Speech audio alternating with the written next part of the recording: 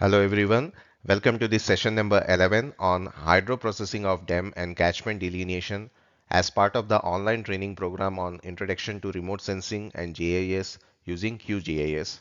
In the first 10 sessions we have seen overview of remote sensing and GIS technologies, and then we have seen the QGIS software, and we installed our the software onto our systems, and then we started working with vector data and raster data in QGIS. We have also seen the georeferencing of scanned map, digitization of um, irrigation assets using high resolution satellite imagery, and then we have also seen the basic spatial analysis vector as well as raster analysis.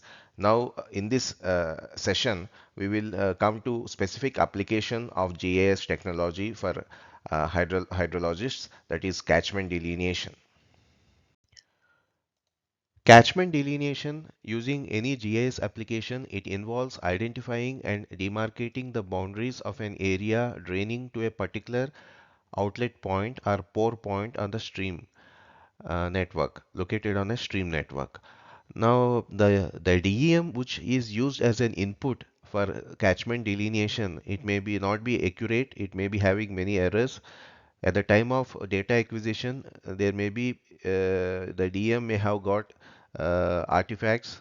There may be sinks in the DM which will not allow for which will affect the accuracy of hydrological analysis. So you need to make your DM hydrologically conditioned.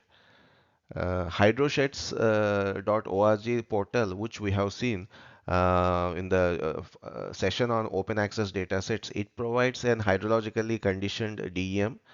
Uh, the SRTM DEM was used as an input to generate that. There are several algorithms for filling the sinks.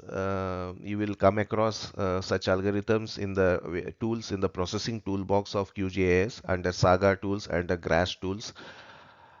Once you generate a depressionless DEM, it is used as an input for generation of flow direction.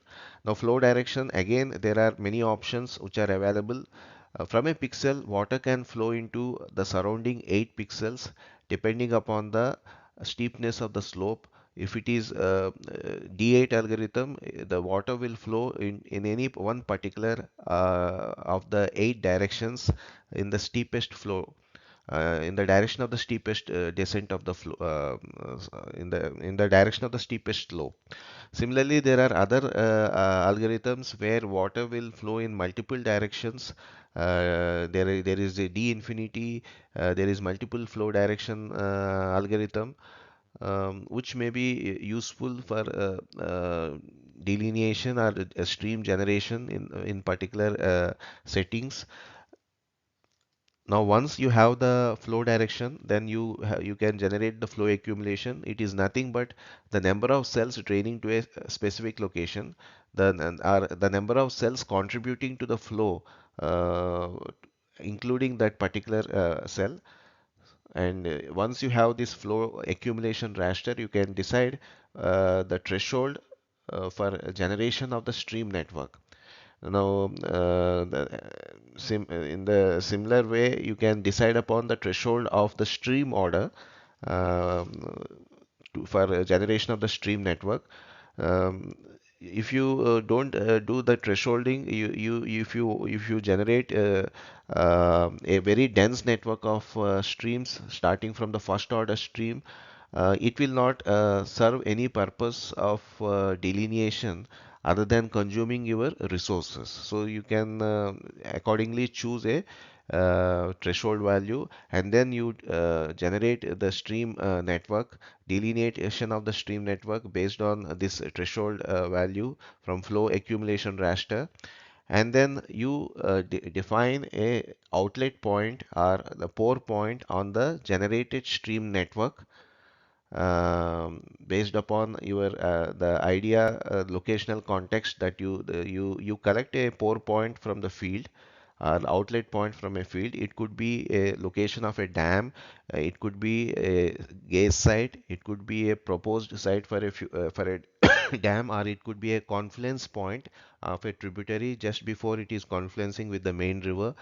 So you can have the coordinates of that particular outlet point, but it should, when you want to make use of the DEM, the input DEM and the channel network, for generation of the catchment, for delineation of the catchment, this outlet point or the pore point has to be necessarily on the catchment that has been derived. The catchment, sorry, the stream network that has been derived.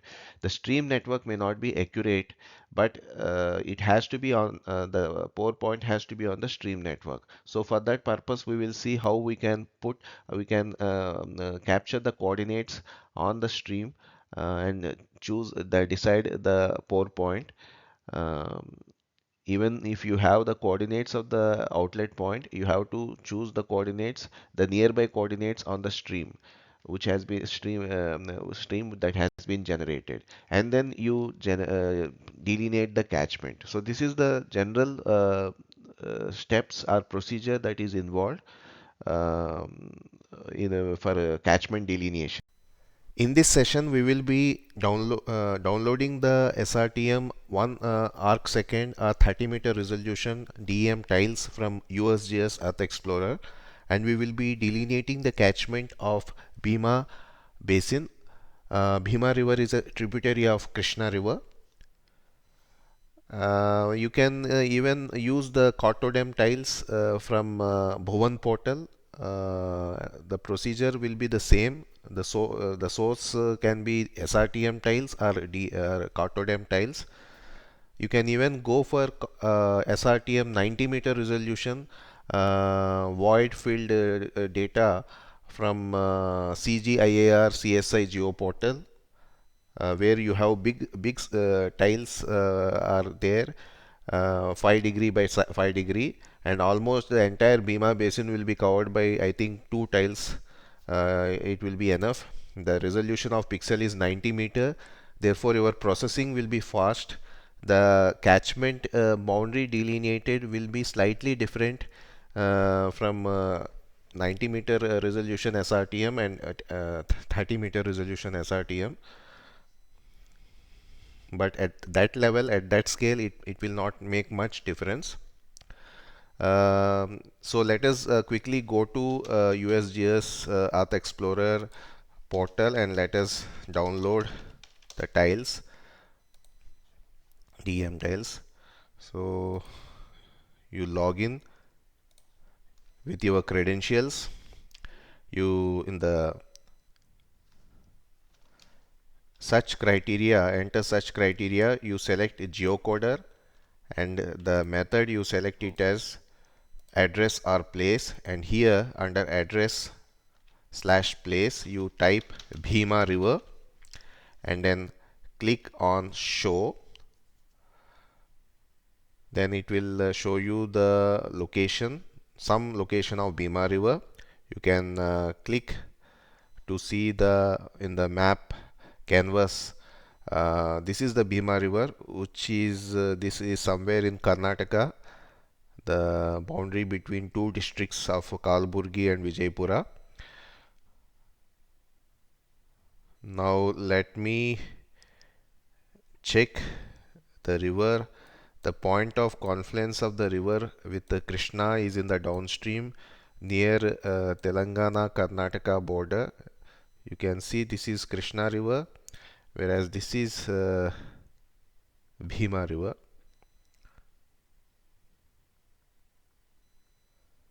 So your outlet point will be somewhere here just before the confluence, and the upper catchment will be covering up to this point, the water divide of Western Ghats. Pune also comes under upper Bhima basin. So you zoom the map canvas extent so that it covers the entire Bhima basin, and then you can click on this use map it will create a bounding box. You can change the coordinates by dragging them.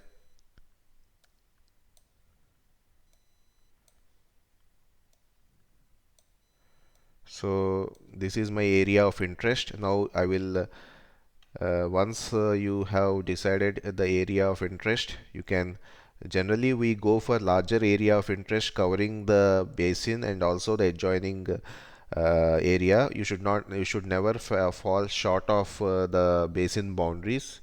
Otherwise, it will give you erroneous results. If you are having it for extended area, the same setup can be used for delineation of even the adjoining catchments also.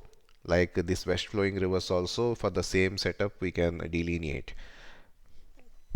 Anyway, you click on data sets.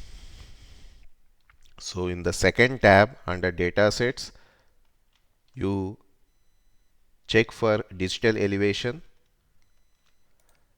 You choose the SRTM 1 arc second global, and then click on results tab.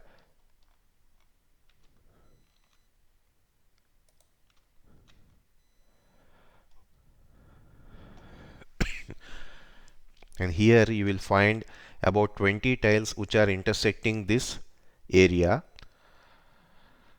So you can check the footprint of each of these tiles.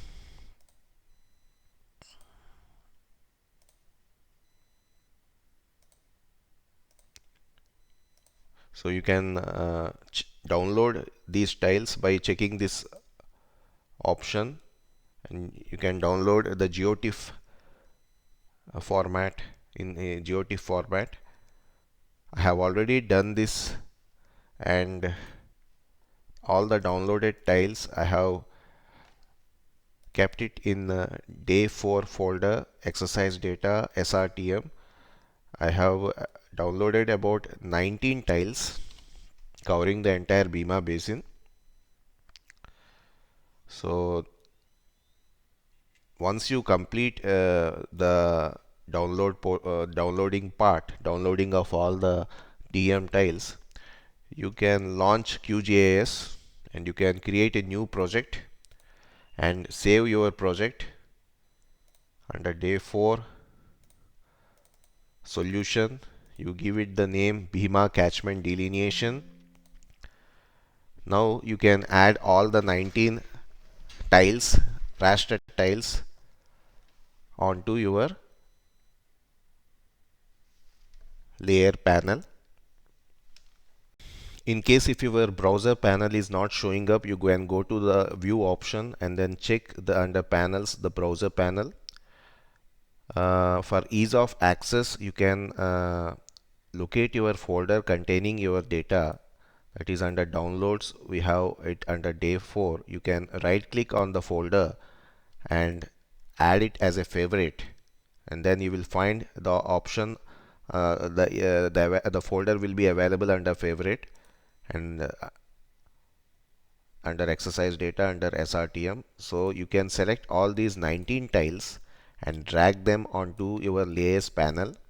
Alternately, you can add go to the option of add layer and add raster layer and select each of these tiles and add them to the layers panel. This is more easier. Now once it is done, you can cross this browser panel. So you have these 19 tiles. Each tile is represented in its default visualization by its default visualization parameters depending upon the range of the values of elevation. You can check the symbology of by clicking the layer properties. You see every tile is displayed rendered in single band gray between its minimum and maximum values. Therefore you see this blocky appearance. Now we will try to merge all the 19 tiles to create a single raster DEM layer for further usage. You can also check other metadata of these tiles. You have to know, you can check the CRS, which is WGS 84 EPSG 4326, that is the global coordinate system. You can see the pixel size, which is 0.00027777, which means it is about, if you multiply this with the 3600 seconds, it is about 1 arc second, that is 30-meter resolution. You can also check the no data value of each tile, which is minus 32767.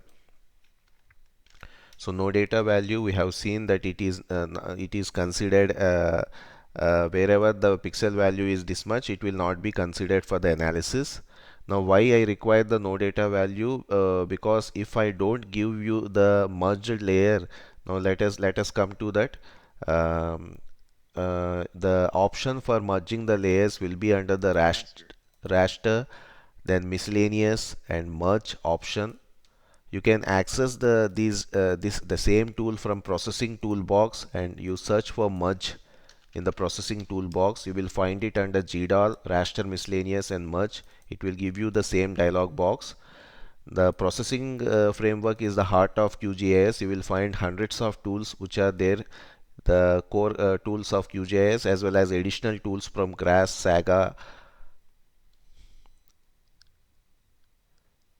Some of the important one are listed under the in the main menu. So here you can go to this option of select input layers and click on select all, and then under advanced parameters you can assign specified no data value, which will be the no data value specified no data value to the output, that is the merged tile that you are going to generate. You want to have the same no data value as in the individual tiles. So you can input minus 32767. If you don't give this value, what will happen is, because there is the extent is not full, this tile here in the merged tile, it will give you the value of 0. Now if you are giving a specified no data value, it will be treated as no data only. So then you can save the merged layer onto the file by giving the under solution, you can save it as DEM merged, and then save it, and then you can run this algorithm, which will be, once it is completed after merging the layer, it will display a message that the algorithm has finished running, and the layer will be added to the map canvas as well as the layers panel.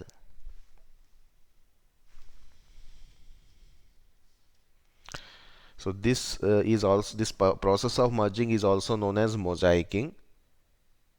In case if you are going for SRTM 90-meter resolution tiles from the CGIAR CSI portal, there will be only 2 tiles covering the entire Bhima basin. So I can drag the DEM merged onto the top. You can see all the blocky appearance has gone. Now I no longer require these 19 tiles in my layers panel. What I can do is I can delete them. Before that, you have installed one plugin in the last session, which is value tool.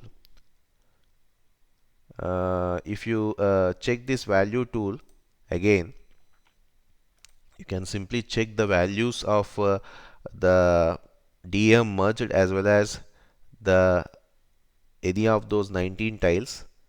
You can see the values should be the same, 495 and 495. The number of rows and columns will be different because DM merged is for extended area. So anyway, let me remove all these layers, 19 layers, and I will only keep a merged layer for further procedure. You can check the metadata of the merged layer. It will have the same pixel size,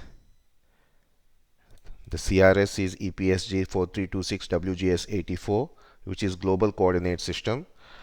Now, because we are going to delineate catchments, and we want to calculate the area of the catchment, and because the elevation value is stored in meters in each pixel, it is more convenient for us to reproject this DEM um, into some UTM, like for this Bhima basin. Most of the basin is in UTM 43 north.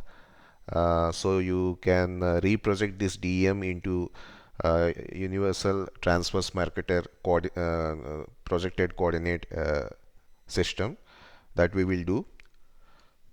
So you can also see the project CRS, which is the by default the initial layers which have been added, that has become the project CRS.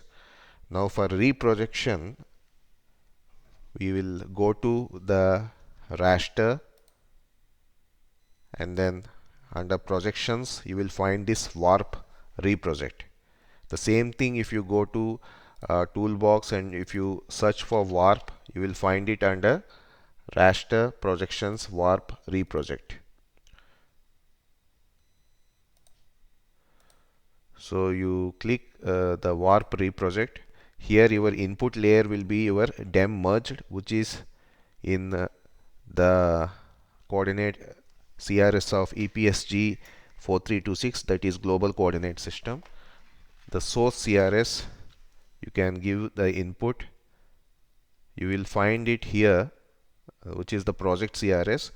But still, in case if you are not finding anything, you can select this CRS option and then go to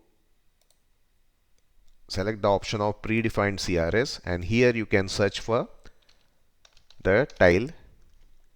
You can search for the EPSG code and go back, and the target CRS, as it was shown in another session, you can look for your EPSG codes in this websites, either spatialreference.org or epsg.io.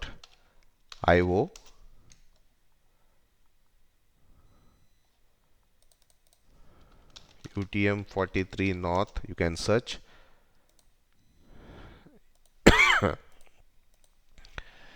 So you will see that UTM 43 north WGS 84, that is the datum, which is a universally accepted datum. These are other datums, Kalyanpur WGS 72. So the code is 32643, you can note down.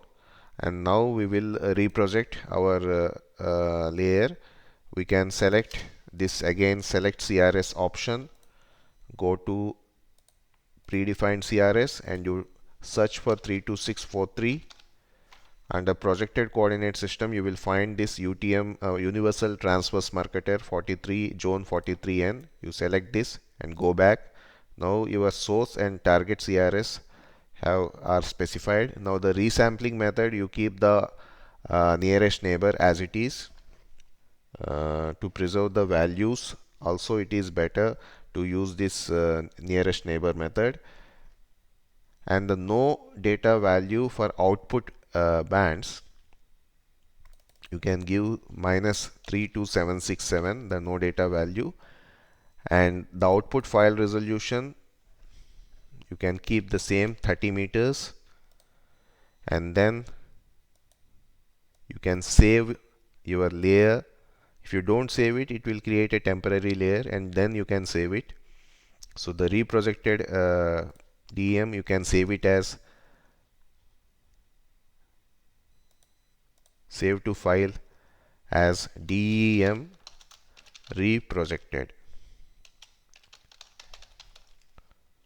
Save and then run. Now once the algorithm is finished, it will display a message, and your layer DEM reprojected will be added to the layer panel and the map canvas area.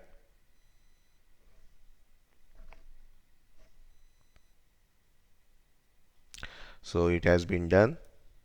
You can close this dialog and you can see DEM reprojected has been added to the layer panel. You can remove the DEM merged now. From now, you can look at by scrolling the mouse onto the DEM reprojected, you can see the EPSG 32643. You can check the layer properties by going to information by double clicking the layer, or right click and go to properties. You will see the CRS as EPSG 32643. The units are in meters.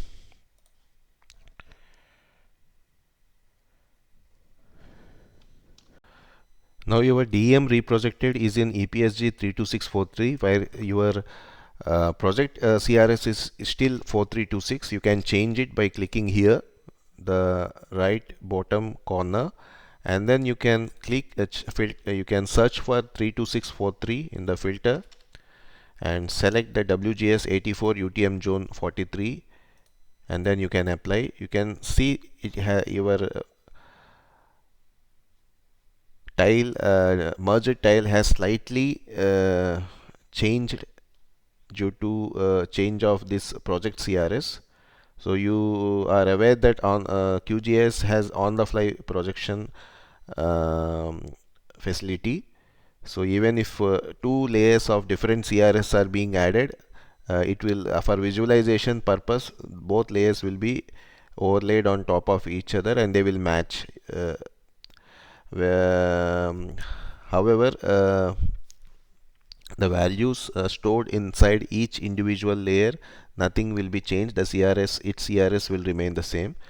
Now, anyway, because we want the coordinates in the form of the coordinates of our outlets have to be in the from the same projection system, the eastings and northings. So we have to change this project CRS from 4326 to 32643. We will make use of the coordinates for outlet point afterwards when we capture the coordinates. Now we will see processing framework, the QGIS processing framework, which is a we have been seeing it and using it. It is a powerful tool for performing spatial analysis, and we have told earlier that this processing framework is a core plugin of your QGIS, which gets installed along with QGIS, and you cannot uninstall it. In case if you are not finding processing in the main menu, you can check whether it has been the checkbox, this box next to processing is checked or not. Now in the processing framework, processing toolbox, it lists out various number of algorithms for performing spatial analysis, which we have been using. So apart from the core functionalities the QGIS provides, there are other providers such as GRASS and then Saga, which have got installed when we installed QGIS installation on the first day. Saga 7.8.2 and GRASS 8.3.1 were installed, and we can make use of many of these algorithms provided by these for doing the same kind of analysis which we have been doing. Sometimes the tools provided by Saga and GRASS are more useful. Now here in for hydroprocessing of DEM, we will be using Saga tools. We'll also be using GRASS tools afterwards. For catchment delineation and hydroprocessing, we will use Saga tools. However, of late there has been issues with lack of support for Saga version 7.8.2. For example, if you check under Saga, some of the tools like fill sinks, we will if you see these fill sinks algorithms, they are in dull color, they are not active. They will work, but as you can see, there is a warning which is displayed Saga version 7.8.2 is not officially supported and algorithms may encounter issues. Most likely, many of you, if you continue using these tools, you may be facing issues and your layers will not be generated, your field DEM will not be generated, or you will be facing many issues. So what we will do is, to overcome this limitation, we will install processing Saga next generation provider. There is another plugin which is available. You can search for under all tab Saga, this processing Saga next gen provider, which is a plugin, which is a provider for Saga 9.1. Now the Saga which has been installed is 7.8.2, whereas this will require Saga 9.1. We have to manually install Saga GIS 9.1 version and save it on your system. That we will do. But to start with, you can install the processing Saga next generation provider. It will not take much time. So it says it is a processing provider for Saga 9.1 version and it requires manual installation of Saga 9.1 binaries. Now for that, you can go to the Saga GIS portal. You can search online in Google for Saga GIS.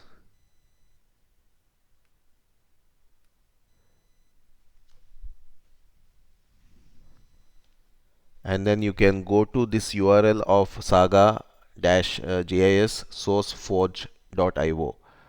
By the way, once you had installed that plugin of Saga next generation provider, you will find that under processing toolbox a new option will come. Saga next gen will also come with the similar tools are under Saga, and you will also find the fill sinks option, Wang and Liu, which is active now under next generation, whereas here it is not active. As you can see, it is dull in color under Saga. Under Saga next generation it is active, then we will make use of it, but for that we have to first install Saga 9.1 on your system.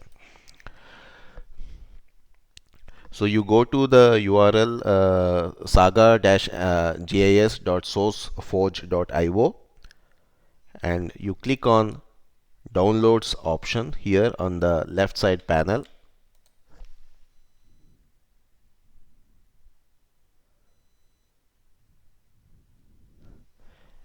And then you select this Saga 9 folder option.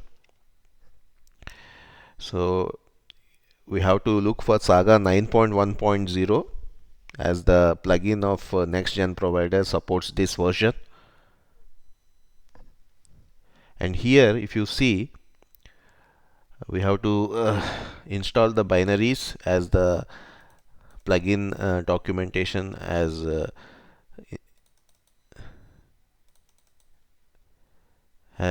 specified. So these are the binaries for Microsoft Windows 64-bit machine.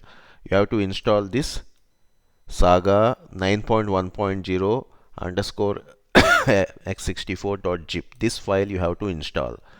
So you can select this file and start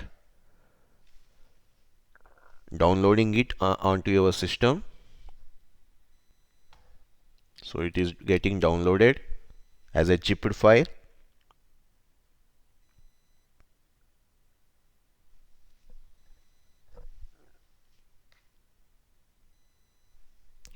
So once the download is finished, you go to the folder of downloads. You extract this Saga 9.1.0.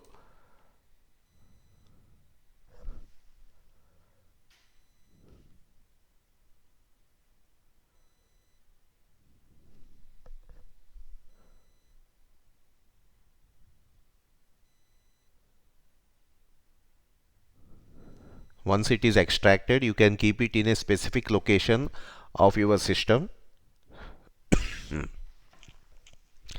and you have to specify, you have to give the path to this Saga GIS 9.1.0. It has to be specified in the settings. So you have downloaded, you have extracted it. Now let me copy this. Now these are the files which are uh, useful for running those algorithms under Saga NextGen. So I will make sure that I will select this folder where all these files are there. So there are two levels of folder because it is a zipped file. One is, once you extract, there will be two levels of folder with the same name, but I will select the inner folder, simply cut it, and let us keep it at a specific location on your system, maybe under a C drive. You can paste it. So the path folder, you have to specify the address to this folder which contains these files in the settings. So you go to the main menu settings, you click on settings and click on options,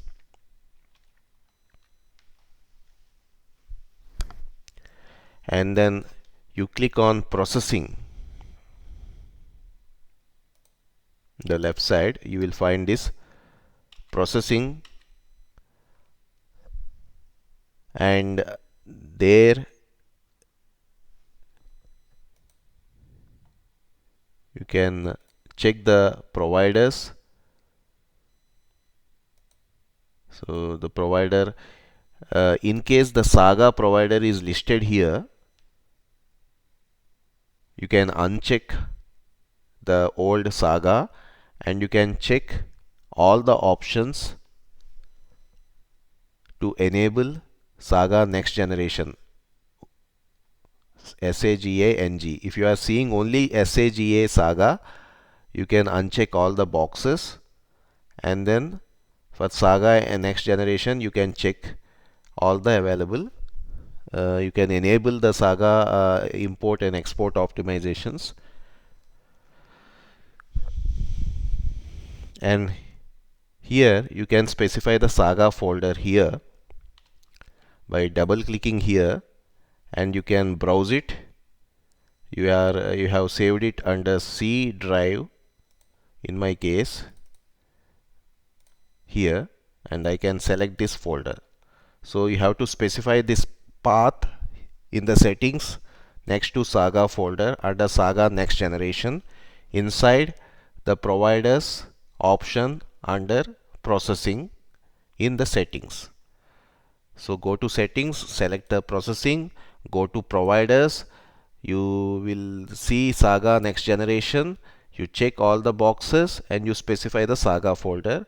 For if the Saga, the older Saga is also visible, you uncheck all the options just to avoid confusion. So then you can press OK.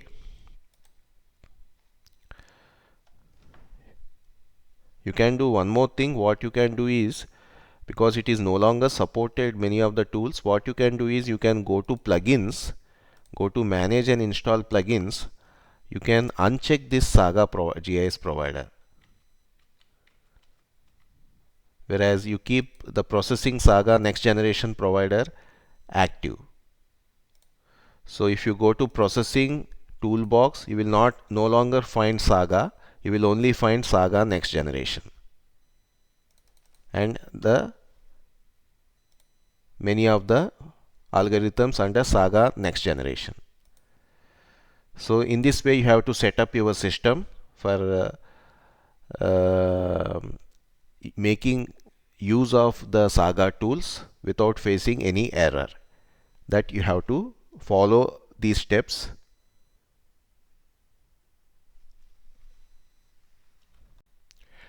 Now we will make use of Saga tool fill sinks, the algorithm provided by Wang and Liu.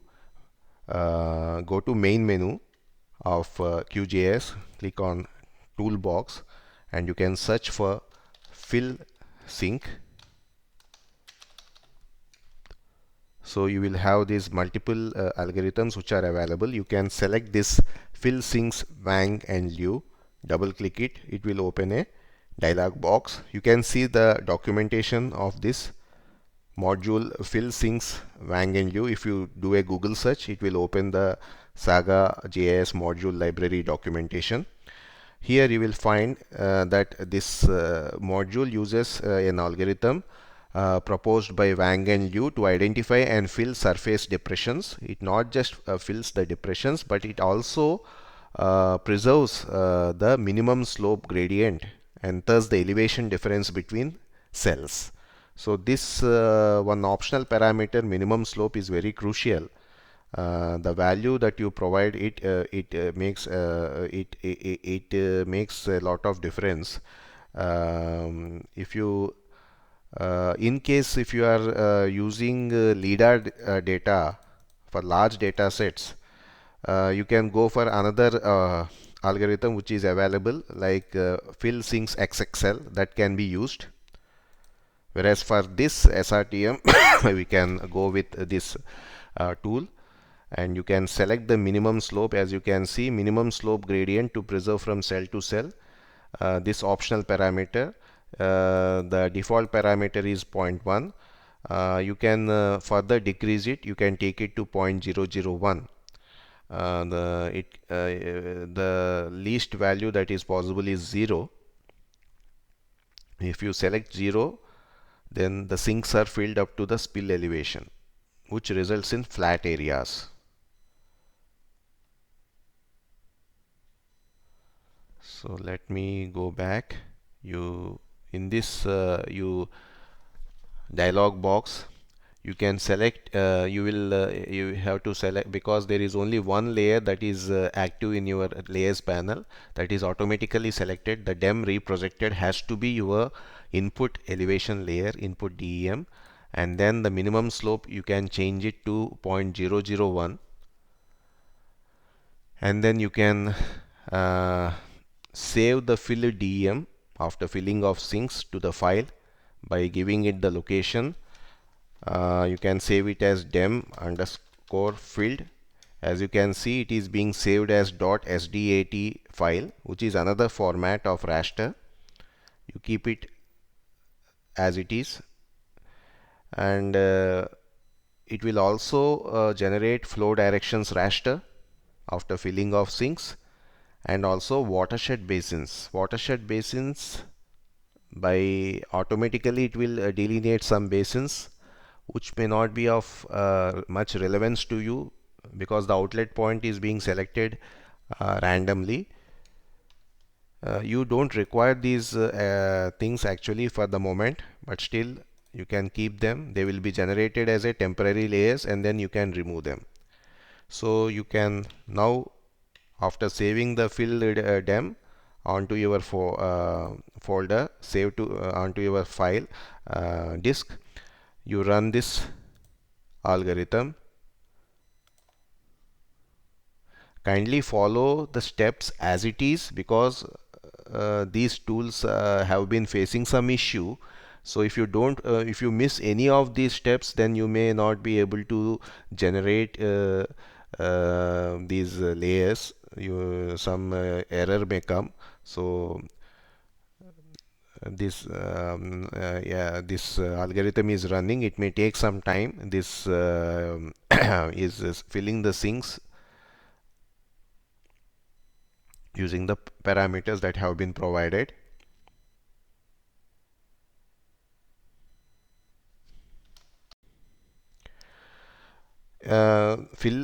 Filling of sinks algorithm will take some time to run, because your area is a very big area comprising of BIMA and extended catchment areas. Once it is finished, the DEM filled layer will be generated and will be added to your layer panel, and it will be also be displayed on the map canvas area. And also the temporary layers of watersheds, watershed basins and flow directions has been created. Now if you check the flow direction, right click on the properties, you check the paletted render type as paletted or unique values and click on classify. Then it should display you uh, unique values from 0 to 7 as well as -1 where the water doesn't flow in any direction, flat areas, whereas 0 to 7 represents 8 cardinal directions. So I think flow direction has also come out to be good.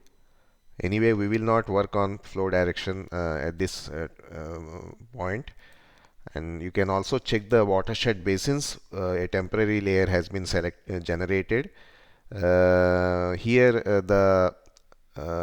the basins, these basins are of not much use for us because we haven't defined our outlet points. They have been done uh, automatically. As you can see, I think this is the larger part of the larger Krishna basin. Your Bhima basin will come over this portion only. And these are the west flowing rivers. Now I will remove these temporary layers.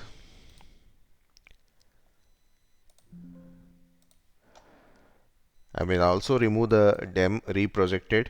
I will keep the DEM field uh, active, and this will be used for the next step of stream delineation. For stream delineation, you can check the processing toolbox and search for the tool channel network and drainage basins. Under Saga next generation, you will find under terrain analysis, you will find this option of channel network and drainage basins. You double click it and a dialog box will open, and here you can give it is automatically it selects the DEM field because there is only one active layer here as the elevation, and then the threshold. This threshold is the threshold of stream order. By default it is 5. Let it be by remain at 5. If required we will change it afterwards. So it means all the stream orders of 0, 1, 2, 3 and 4 will not be displayed or will not be delineated when it delineates the streams. So it will not create a very high dense network which will not be of much use to us. And then it will also generate flow direction, sub-basins, flow direction. You can keep it, you can save the flow direction to file by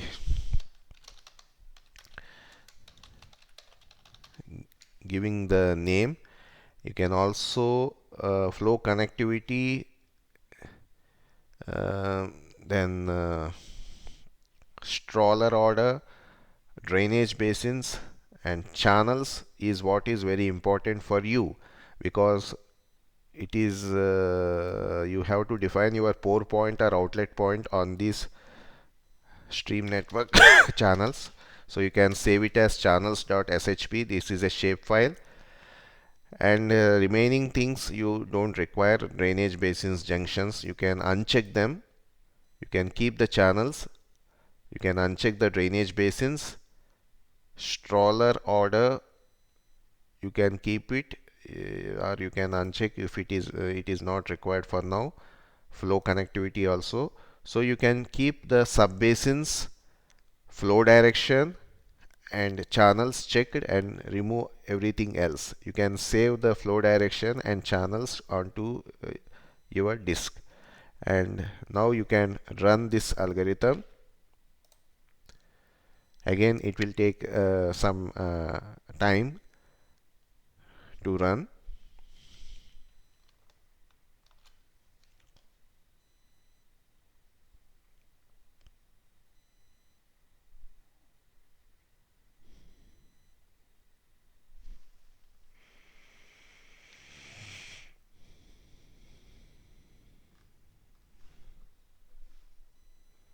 In the previous step also, the flow directions raster has been generated. It will be again generated in this step also.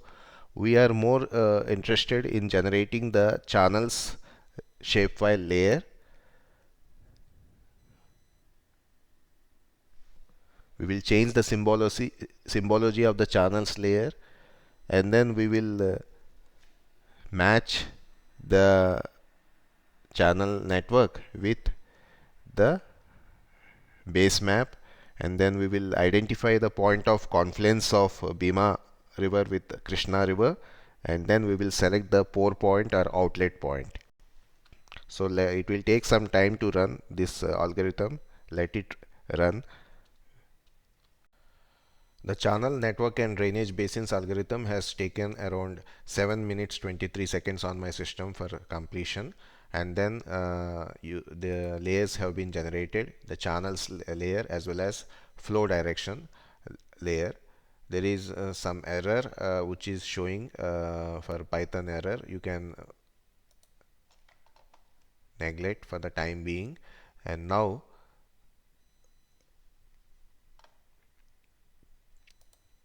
you check the flow directions raster.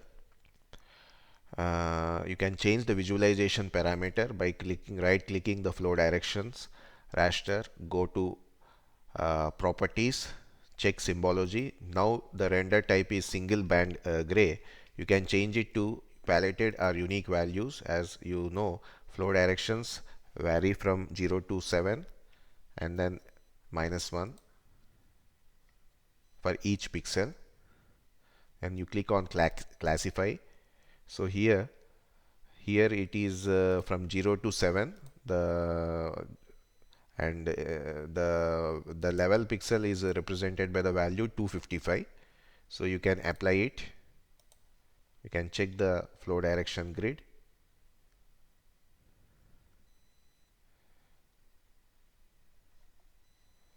Then you uncheck everything else. So this is the channel network with the threshold of 5 that has been generated for your area of interest.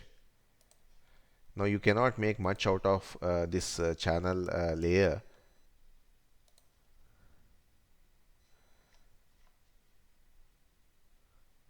You can change the display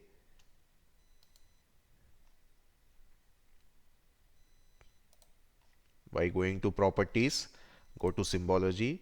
Now instead of single symbol, you can select graduated. Now if you check the attribute table of this channel, it is a vector layer. The order of the stream or the channel is stored in this order field. Now you had given a threshold of 5 um, when for generation. Now if you see up to for order cell of 5, it has given an order 1. So the original stream order 1 2 3 4 have been not been generated. They have been excluded because of the threshold, and then the new order have been saved from the values ranging from 1 to 9. So original highest order stream is 13. Now it is 9. Now anyway, you can go to channels, right click on properties,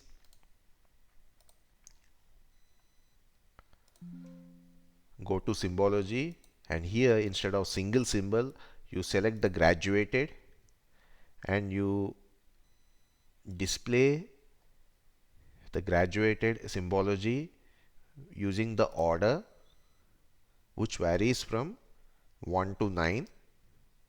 You can change the color ramp, right click and then select blues. You can even change the starting color to light blue. For now it is very light, that is not visible, so you can change it and then press OK, and then you can click on classify. You can increase the number of classes because the orders are varying from 1 to 9. you can change the number of classes to 9 and then click on classify.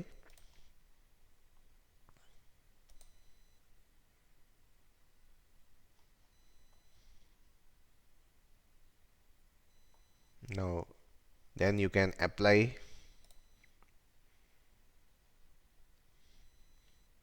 and then press OK.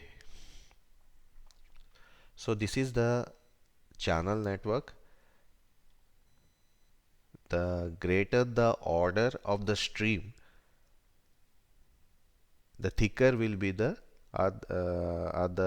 tone of blue color is varying as per the order of the stream. So you can easily identify many of the major streams, which was not the case with the default visualization. So this is the major river.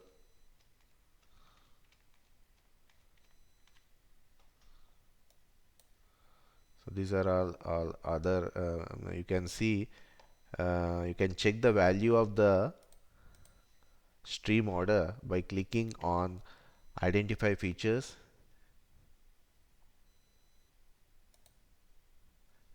This order is 9. The original before thresholding it was 13.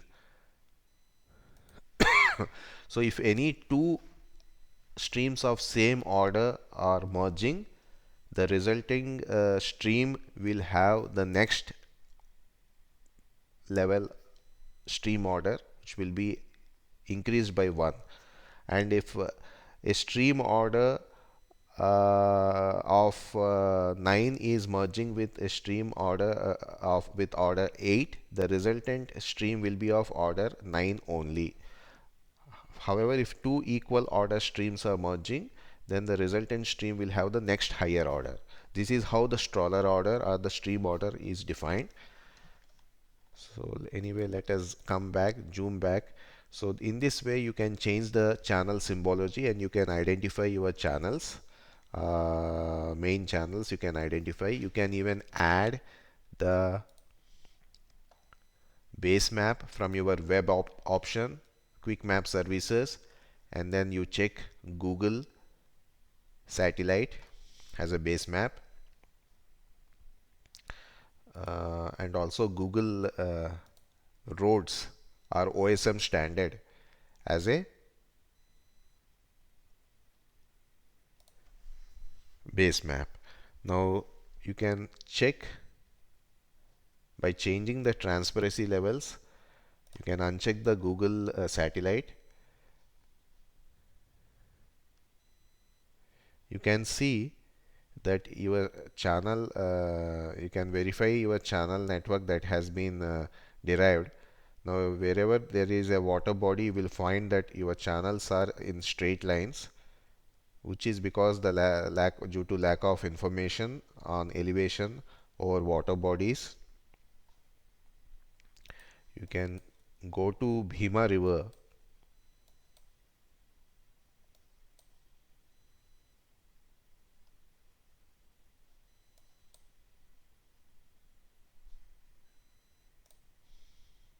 Let me uncheck channels.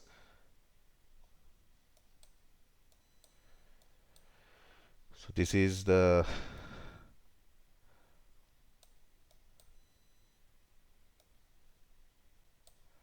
confluence point of Bhima and Krishna, and now you can activate your channels. So you can see this is your Bhima river,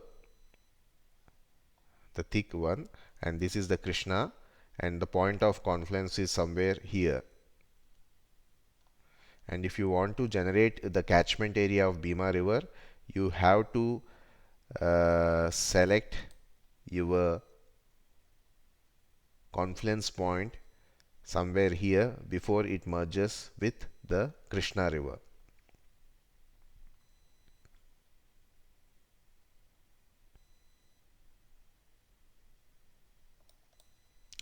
You can verify whether your stream is following the stream as per the OSM map. You can check even the Google satellite imagery.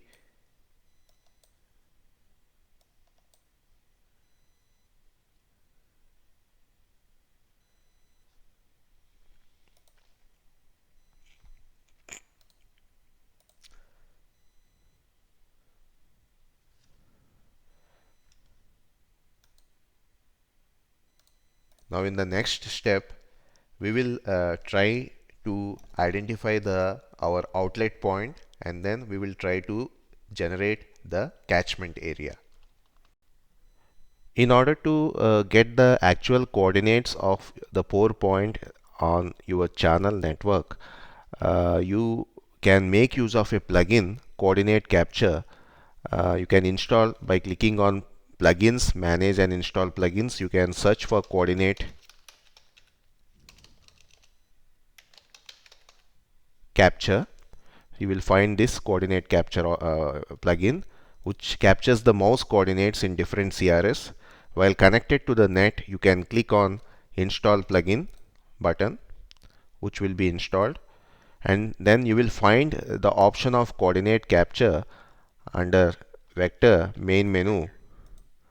Under you will find this option. In case you are unable to trace it after installation of the plugin, you can restart QGIS, or you can go to plugins and make sure that the checkbox next to coordinate capture is checked. So now launch the coordinate capture. It will open, it will be displayed as a panel. A new panel will be displayed in this manner. Now let us go to the confluence point of Krishna and Bhima.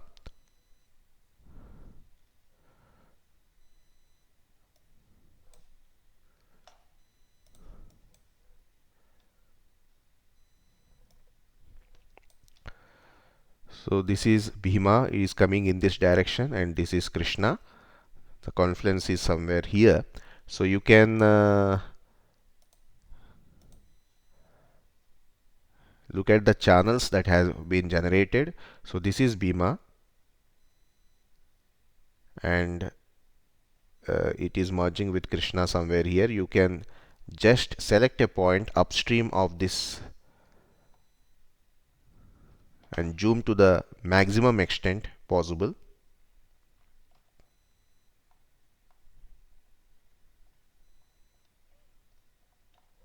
And then you click on Start Capture button in the coordinate capture panel. You click on exactly on the channel to capture the coordinates of outlet or pore point. So these are the coordinates in longitude and latitude and in UTM 43 north projection. So you can capture these coordinates by clicking on this symbol. Then the coordinates are copied. Now we will make use of a new tool or algorithm, upslope area. You can search for upslope area. Under Saga Next Generation, you will find upslope area algorithm listed under terrain analysis hydrology. You can double click it.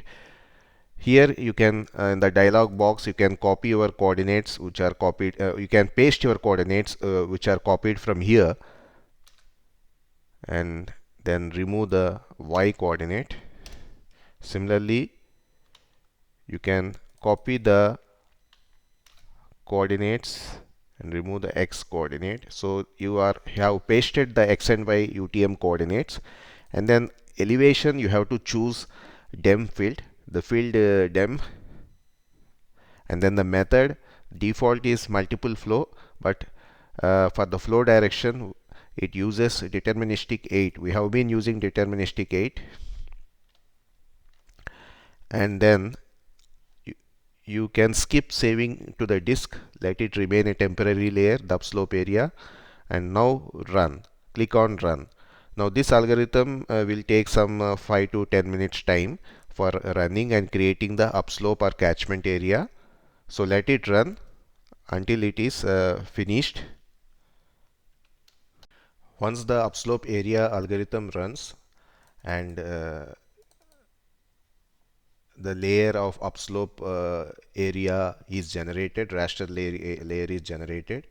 It will be added to the layers panel. You can close this dialog boxes, and you can go to the upslope area, which is a temporary layer. We haven't saved it to file. Uh, you can right click it and zoom to layer. So you can see that your Bhima basin has been generated in the raster format.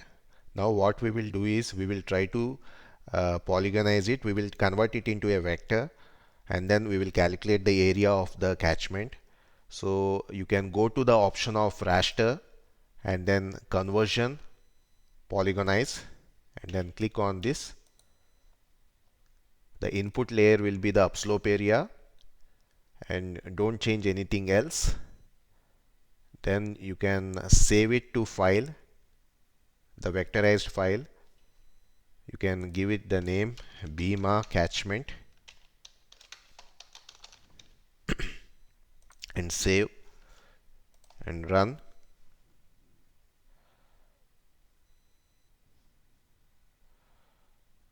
It will not take much time, conversion from raster to vector.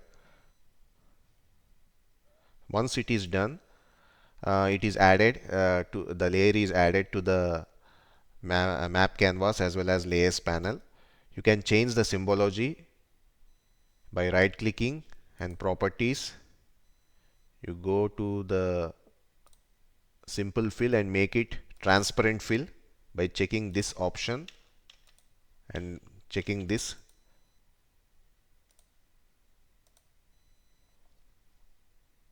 And apply. You no longer require this upslope area temporary layer. You can remove it by right clicking and remove. And also the channels you can uncheck. So you can see that your Bhima basin has been generated. You can change the outline color as well as width. The stroke width you can increase and then apply. So this is your Bhima sub-basin. This is the outlet point where it confluences with Krishna.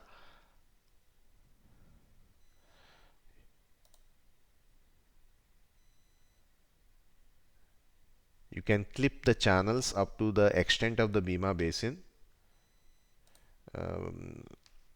Let us first calculate the area of the basin. It also includes the Pune region. So you open this attribute table, and here you will find that there are 5 records. Now this upslope area algorithm, wherever the basin is, it will give you a DN value of 100, and outside the basin it will give you a DN value of 0.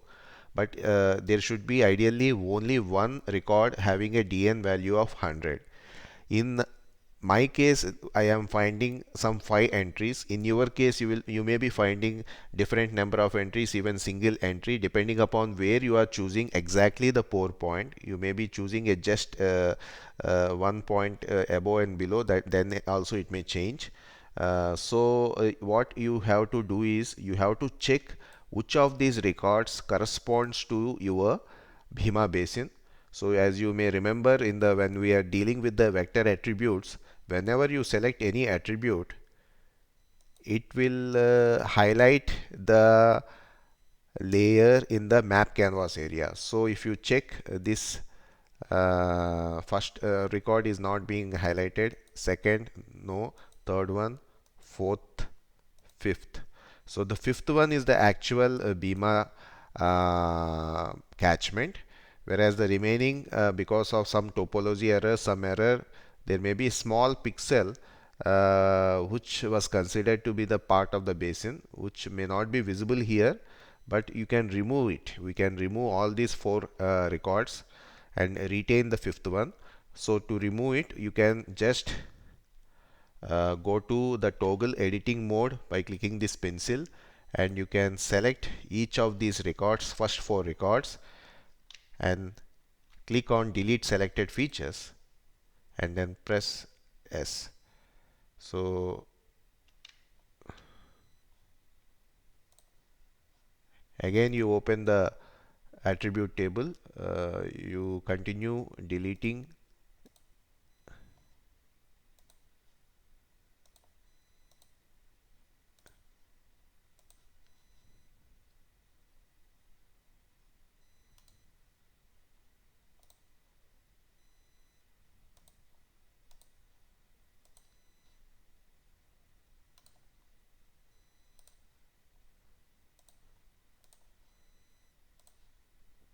and then you can stop toggle editing either from here or from the attribute table and save your layer. Now you can check the attribute table. There is only one entry, and if you select it, it should select the catchment area on the main canvas. So now you can calculate the area by again going into editing mode. You can add a new field by this option of new field. You can name it as area of type decimal, and length and precision let it remain as it is. Now a new column or field of area has been generated.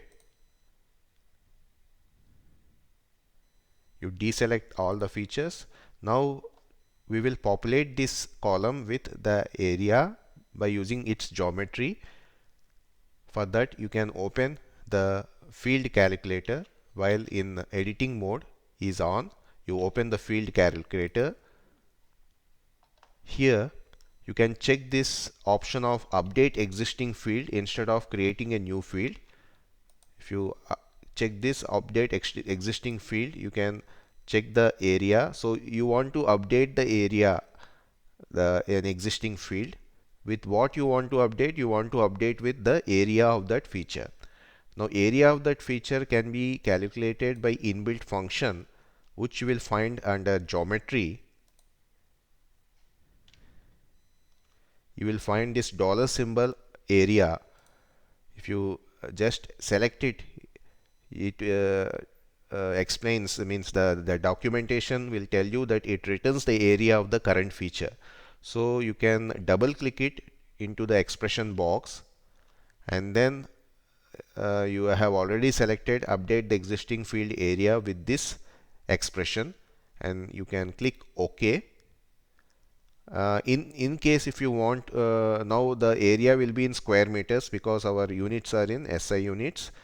Everything is in meters. Now if I want the area in square kilometer, what you can do is you can divide it by 10 power 6 and then press OK. Now your area of the Bhima basin is about 70,294 square kilometers. Now you can come out of the toggle editing mode and save your changes to the Bhima basin. So you have added a new column, new field of area with the area of that basin. You can just do a random Google search for Bhima basin area. It is about 70,614 kilometers. So your area, your figure is more or less, it is okay. It is about 70,300. So this much variation will happen because of the DEM, inaccuracies in DEM, and wherever you are choosing the pour point, that also matters. So in this way you can delineate any catchment. Now you can make use of this setup. You can choose this project, you can save the project, and you can make use of this setup having the DEM field and channel network to delineate any catchment in this region using the same upslope area method. Now let us say I want to delineate the catchment of Khadakwasla Dam, which is in the same basin. So let me keep my channels on. You can see this is Khadakwasla Dam. This is the main channel. You have to take care not to select this another channel of lesser order. You can even select and check the order of the channel, which is of order 5, whereas this one will be of lower order 3. So you have to choose your pour point on this channel just near the dam so as to select the coordinates of your pour point. So let me zoom to the maximum possible extent, and then now you click on start capture. You click here, then your coordinates are captured. You can copy them. Again, go to processing toolbox, upslope area under Saga next generation terrain analysis hydrology.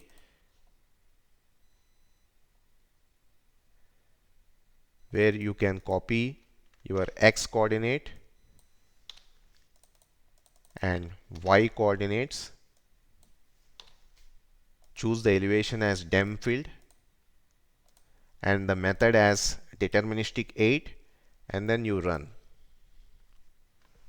Now this is a smaller catchment and it should relatively take less time than for the Bhima whole catchment. So it is running. Let us wait for 1 or 2 minutes.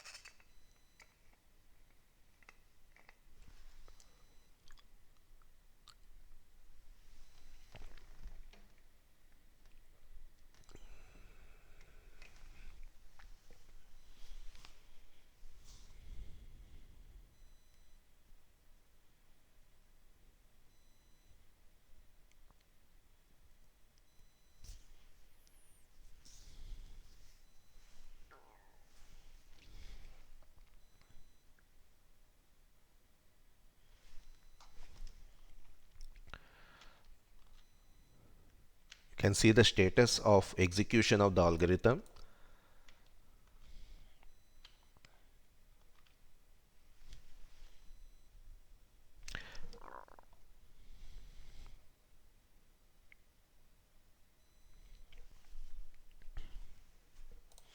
Meanwhile, let me check the Khadakwasla reservoir catchment area.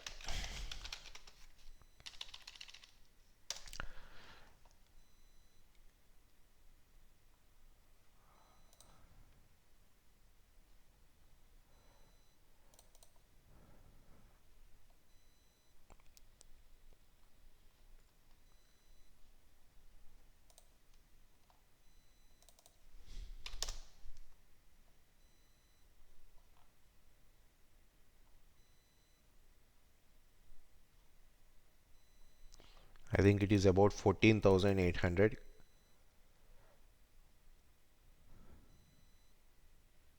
square kilometers.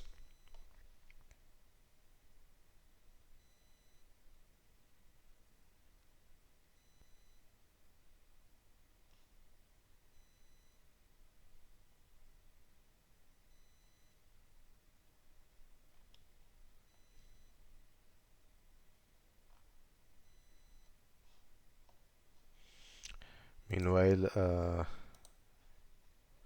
it is still running. You can close other windows.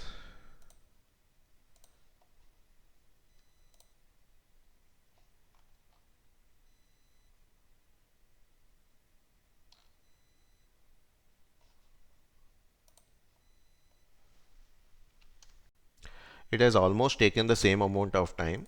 Now you can close the dialog box. You can zoom to the extent of the upslope area, the temporary layer, and you can see that this is the catchment of Kadakwasla reservoir, which is a sub-catchment of the whole Bhima catchment. If you,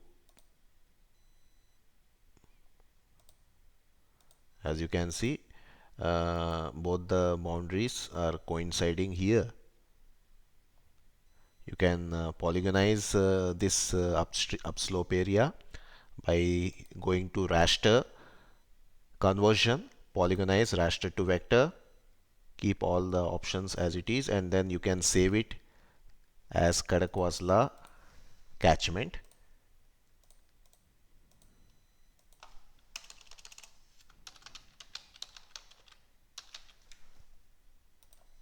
And run it.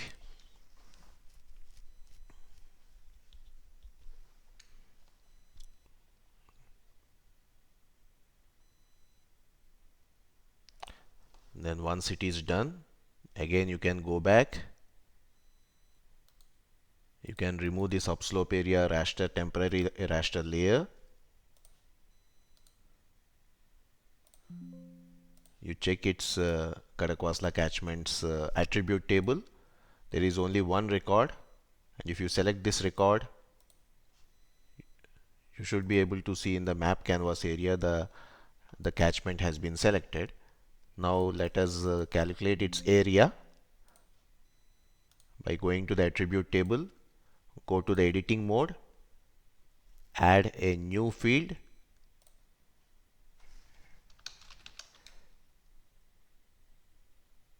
You can even add the units, kilometer square, decimal type, press OK, and then go to field calculator, update existing field, area kilometer square, and the geometry you select this function, and then you press divide it by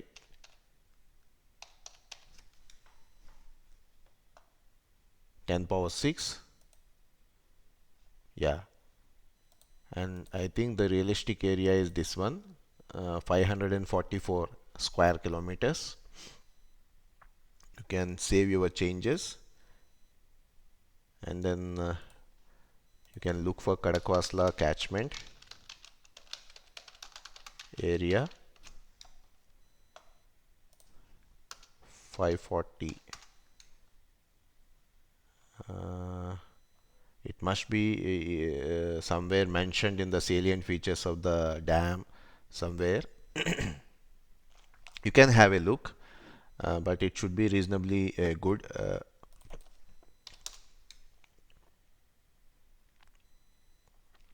In the same way, you can